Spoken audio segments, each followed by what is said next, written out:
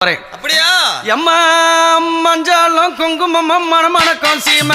சீம சீம மஞ்சாலும் குங்குமம் மணமணக்கம் சீம சீம சீம அந்த அழகான அலமரா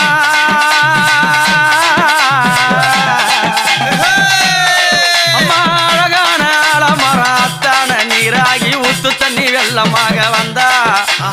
காத்திரவே நல்ல ரூல தந்தா ஊத்து தண்ணி வெள்ளமாக வந்த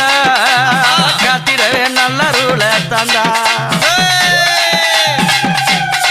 எம்மா